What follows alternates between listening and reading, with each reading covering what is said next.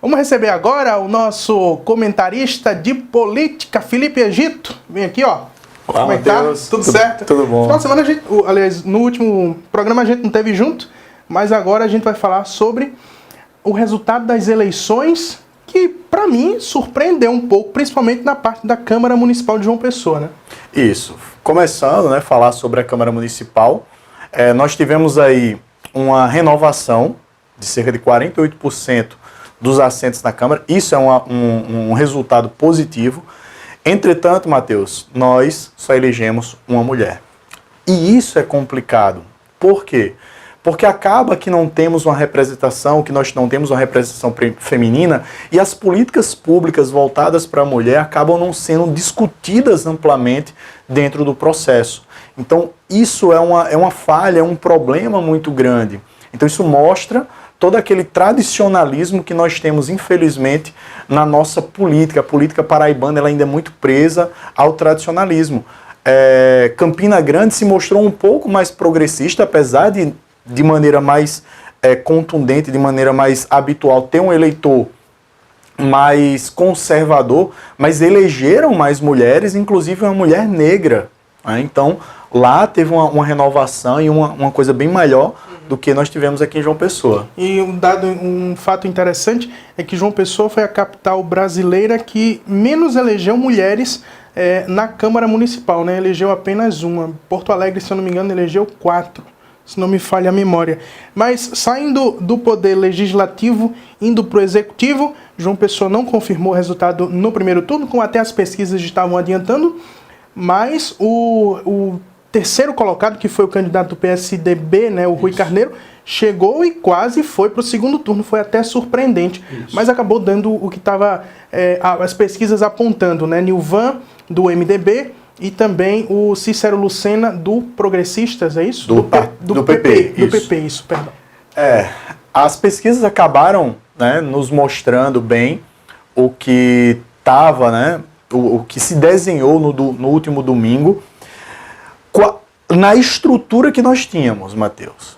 Mas surpreendeu. Por quê? Porque as últimas pesquisas que saíram, né, um dia antes das eleições, dava ali Cícero Lucena com 27% dos votos, ele teve 20%. E isso é um percentual muito alto, né, numa conjuntura dessa. Pela margem de erro, Pela margem de erro, exatamente. Então, assim, é uma diferença considerável. E aí, analisando a conjuntura, né, desse primeiro turno, essa ascensão de Rui Carneiro a um terceiro lugar ali, com cerca de 800 votos de diferença para o segundo lugar, que foi o Nilvan, eu percebo que teve a ver com aquela decisão do TSE durante a semana em relação a Ricardo Coutinho. Então eu penso que alguns ex-eleitores de Ricardo tentaram fazer uma espécie de voto útil, votando em Rui Carneiro, para tentar não... Estava crescendo nas pesquisas. Que estava crescendo, vinha em terceiro lugar ali, né, para tentar quebrar ali, talvez, esse segundo turno entre Nilvan e Cícero, que era o que se desenhava. Né? Mas eu lembro, Matheus, que quando nós conversamos aqui há 15 dias atrás, né, eu falei para vocês que uma das grandes questões que os candidatos eles iriam ter que lutar era em relação à participação nas urnas. Estava fazendo uns cálculos ali e o primeiro colocado, que foi o Cícero Lucena, ele teve 75 mil votos. Nós tivemos 111 mil abstenções. 111 mil. Então, 35 mil votos de diferença. Então, é uma quantidade alta.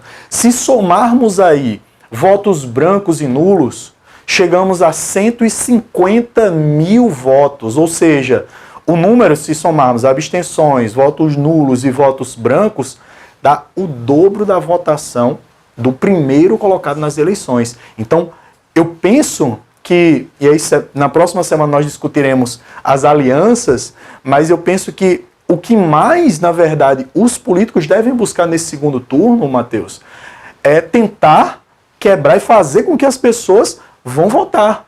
Então, é uma quantidade muito grande e que pode fazer uma diferença. E, historicamente, o segundo turno tem muito mais abstenções do que no primeiro turno, né? Porque no primeiro turno tem aquele vereador do bairro, ali da rua, e não, vou votar nele, aí já aproveito que está votando, voto para o prefeito também.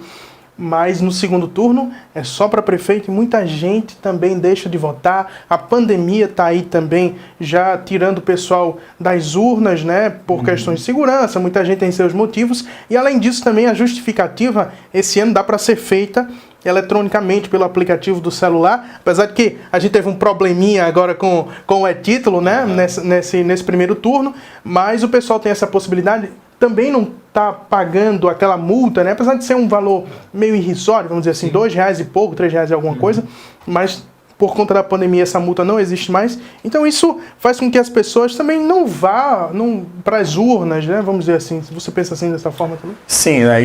Como você falou, historicamente o segundo turno geralmente tende a ter um número de abstenções maior e eu vou cantar essa pedra novamente, viu, Matheus? Repetindo o que eu tinha comentado antes do primeiro turno, eu penso que talvez inclusive tenhamos uma abstenção ainda maior. Talvez que você chegue aí aos 120, 130 mil votos.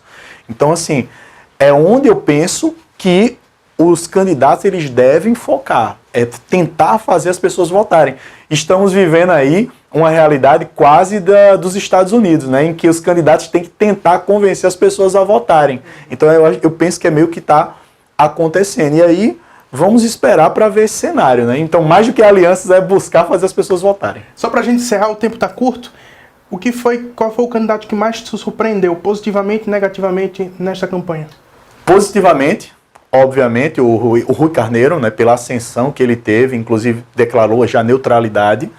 E negativamente, não tem como tirar, foi o Ricardo Coutinho, né? Porque historicamente aí ele sempre arrastava no primeiro turno as eleições e ficar lá em quinto colocado foi decepcionante, foi um impacto, digamos assim, né, para os eleitores dele. Eu acho que foram muitos, né, ficaram decepcionados. Felipe, obrigado pelas informações, até a próxima semana. Até mais.